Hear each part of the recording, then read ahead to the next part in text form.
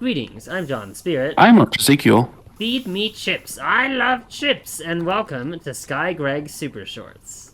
In this episode, we hope to get to the ultimate LV tier circuit, the microchip processor, and probably some other stuff too. To make these circuits, you need a few HV machines, so we need to set up some HV power. Arch has painstakingly made a high voltage 16x battery buffer, and was going to even more painstakingly make more of these large battery holes. And then I told Arch that there's a better way, energium crystals, which you need an HV autoclave to make, but hold 10 minutes of power each, and are made with energium dust, which is shockingly easy. Arch has already made all 16, but like I said, we need an HV autoclave to do this. Thankfully, I have made an advanced combustion generator pointing into this battery buffer that should, for now, probably be turned to actually face the silver cable. I've hooked up a laser node with a fluid card on channel 1, which takes just diesel to this combustion generator. And now the combustion generator has diesel, and the autoclave is full. Yay! Unfortunately, the energium crystals will take 9 million years to make, but we can speed it up by making black steel, which is what I'm doing right now. Surprise, surprise, turns out you need an MV fluid extractor to get black steel fluid, so we just made that real quick, and I think we're still, yep, we have enough black steel for all the energium crystals. We're just making a bit too many right now, so I'm gonna stop it. You can't cancel a craft, so we have to wait for this last water craft to go through, and then we can use the liquid black steel to make our energium better, faster, cooler, more awesome. As you can see, the energium crystals are made much faster with the black steel. And now we have 16 energium crystals in this battery buffer, and they're filling relatively quickly. We're making 9 stacks of stainless steel, so we don't have to cry about stainless steel ever again, because stainless steel is annoying. I've also made an HV assembler, which we'll need to make some of the cool new circuit parts, SMD. We need polyethylene for these things, but SMD resistors, which are equivalent to resistors, you get so many of them. Same for these SMD transistors. Before we talk about SMD, however, let's look into why I have so much AE2 stuff now, like this wireless crafting terminal. Arch has been working steadily on setting up an increasingly advanced applied energistics system. The inscriber is pretty easy, and you can make the presses once you have an LV assembler. Certus Quartz itself is different from GregTech Certus Quartz, which still looks like the old applied energistics 2 Certus Quartz. So you do need an autoclave. Because Fluix Crystal is terrible and horrible, Arch decided to make a villager who we could trade with for Fluix Crystals instead. You can get villager spawn eggs in the market for steel ingots. And apparently, in the magical world of 1.20, you can give them jobs by putting them next to job blocks. How strange. I'm told this was a 1.14 thing. I am so behind. You can also reduce the prices of villager trades if you convert them from zombie villagers back to normal villagers. And while this is a complicated process in normal Minecraft, you can just use a converter from easy villagers to do the job instead. To pick up a villager, you can shift right click on it as long as you have easy villagers installed, and then you can put it in the converter. It will simulate the process of conversion if you also supply a golden apple and a potion of weakness, which I don't want to do right now. Point is though, we can trade our infinite emeralds for Fluix crystals. I unfortunately do not have the discount because I didn't convert the villager myself, so Arch can pay 1 emerald to get 4 Fluix crystals, which is very good. The next thing we wanted to do, which we did long after setting up that basic infrastructure, was make a wireless access point with many wireless boosters. In general, this requires ender pearls. While you can make ender pearl dust early with beryllium and potassium dust, it's a pretty bad recipe compared to the HV mixer recipe, which gives you 10 ender pearl dust for the same amount of stuff. So we got our first ender pearls this way. Then we got tired of doing that, so Arch cured a cleric.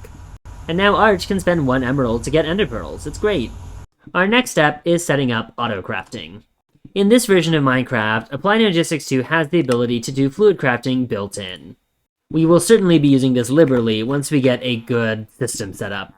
We're still steadily working on building up our AE2 system right now, so for now, I'm just gonna switch back to focusing on circuits. And next time we made some progress, I'll let you know what we've done. To make so many LV circuits, not that we actually really need them right now, we need a bunch of the SMD components, as well as CPU chips, which we can just get from wafers, and the real doozy, the plastic printed circuit board. This requires a bunch of iron 3 chloride, which we already have anyway, thanks to our hydrochloric acid, and also requires plastic circuit boards, which you can get from sulfuric acid, which we have, and polyvinyl chloride sheets, which we have. As long as I make the LV fluid solidifier that Arch has been practically begging me to make for the last 9 years. Luckily, I can instead just steal it from this system. And for our own manual crafting purposes, I will make an MV fluid solidifier right now. This super tank with liquid polyvinyl chloride is exporting automatically into this basic fluid solidifier to make polyvinyl chloride sheets, which I'll use 64 of to make delicious plastic circuit boards. Delicious.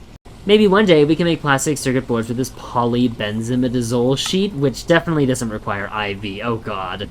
I'm now making plastic printed circuit boards with sulfuric acid, polyvinyl chloride, and copper foil. Please don't notice this iron 3 chloride we have.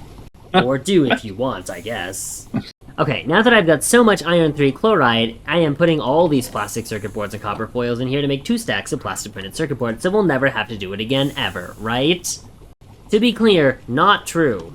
I'm about to make 128 SMD transistors using gallium and tantalum. Tantalum can be electrolyzed from tantalite dust, which you can smelt directly from tantalite ore. Unfortunately, fine tantalum wire requires 7 years to make. Now I am making 384 SMD capacitors using polyvinyl chloride sheets and tantalum foils. I'm making 32 CPU chips. The 128 SMD inductors I'm about to make, unfortunately, will require nickel-zinc ferrite, which is just vaguely annoying, because it requires blast furnacing from ferrite mixture dust. I'm now making 128 SMD inductors. I'm making 128 SMD resistors. I'm now making 64 MV circuits of the 3rd tier. Now I'm making 64 HV circuits. Wow. If we want to make our first EV circuits, we need a clean room, which is a whole thing. But I guess that's what I'm doing now. The only curious thing required in this process is the plascrete, which requires liquid concrete, which you can get at a pretty good ratio, much better, and much less annoying compared to the previous method of making concrete, in a mixer with gypsum, calcite, stone dust, and water. I am now making so much plascrete, 75. Meanwhile, we now have 64 HV circuits. Another random thing I need is these SMD diodes, which require fine platinum wire and gallium arsenide dust in order to make the HV diode, which I don't know how this works, but I think it does. Before I actually make the clean room, let's talk about some of the other progress steps we've made. We've made 2 multi-smelters, devices which are similar to the steam oven, but faster and can be upgraded by improving both their coils and the energy type you give them. We're powering them using MV energy from our diesel, and we're using Canthal coils, which have a theoretical limit of allowing us to process 64 items at once in parallel, but for some reason only does 8. Still does it pretty fast though. Much faster than the steam oven, that's for sure. I don't think we're ever using that thing again. There's also an alloy smelter version, which makes alloys fast. Electrons are a pretty slow one, but we are getting so much of it at once with every moment. We also made continued improvements to our AE2 system, first of which was, we are extracting ores from all of these simple ore generators to put into this functional storage drawer system. 2x2 drawers only allow 512 items in them, so they're pretty good for something like this. We have a storage bus against the storage controller with a priority of 1, because priorities actually make sense in AE2 as opposed to refined storage. Storages with a high priority are inserted into first and taken out of last. So if an item is in a low priority storage where you don't really want it, it'll get taken out by the system first before items from the high priority storage. We're also using that here in our metal drawer. To fill these drawers up with metals, we are using an export bus that has a crafting card in it, so that it'll auto-craft the items it's trying to export into the storage controller. Now you may be thinking, Jonathan, if the items in the drawer system are already exposed to the network with the storage bus, won't the export bus just try and import those items into the drawer in an infinite loop? The answer is no. If you use the crafting behavior, do not use stocked items, only craft items while exporting. This means that if there's space in these drawers and the exporter tries to export items into them, it won't just use the silver to fill up the silver. Instead, it'll make a crafting request and subsequently shove those items into the drawer system. We used to have it hooked up to our steam oven, but then our steam oven was so slow and we needed to smelt things in it, and the multi-smelter was being totally monopolized by the export. But we will shortly be able to fix that with our much faster multi-smelters. To run crafting recipes, we are using crafting storages from Applied Energistics. Each individual disconnected crafting multi-block computer, each of these is a crafting multi-block computer with 1 block, can run a crafting project. The more storage in the crafting computer, the bigger the project it can run, i.e. the more items it can process. If you add crafting co-processing units, those will allow the system to craft in parallel. So if you put a crafting job on a crafting computer that has a lot of storage and some co-processing units, it will try and craft many different parts of the craft at once. None of our crafts require any of that complexity at this moment, but they will. We also attach storage buses to both our polyethylene and polyvinyl chloride with the same priority system. And attached to this advanced fluid solidifier with a plate mold, we have a pattern provider which uses 144 millibuckets of liquid polyethylene to make polyethylene sheets, and similarly for polyvinyl chloride sheets. The ME pattern provider allows you to use processing patterns to shove items or fluids into a machine that needs them. If you subsequently send those items back into the pattern provider, they'll go into the return inventory and get added back into the system, and the system will recognize those items as crafted. So while the pattern provider shoves the liquids into the fluid solidifier, we then have an output auto down into the pattern provider that allows items to be input from the output side so the pattern provider can shove things into the solidifier Anyway, behold, a clean room! This baby can hold so many machines! It can't. It can let AE2 cables through HV machine holes, or probably any machine hole, but an HV hole is what Quest told me to make, so I did it. You can let power through HV diodes! You can get in and out through the door. How do I open? Arch! We have a lever. We are promising not to troll each other by using the lever while someone is inside. It's definitely not gonna happen. We also have in this clean room a maintenance hatch, an LV energy hatch which powers the clean room's cleaning facilities. Right now, its status is contaminated with a cleanliness of 0%. As soon as we power it with the steam turbine generator on the LV energy hatch in the edge here, the clean room will turn on. Note that filter casings are required in the entire ceiling of the clean room except for the edges of the ceiling. The walls could be glass or they can just be this plascrete. And when a door is open, cleanliness does not leave. The clean room takes 5 seconds to raise the cleanliness by 4%, so it's going relatively quickly. We placed an MV transformer in the clean room because to make our first EV circuits, you need to use an MV circuit assembler.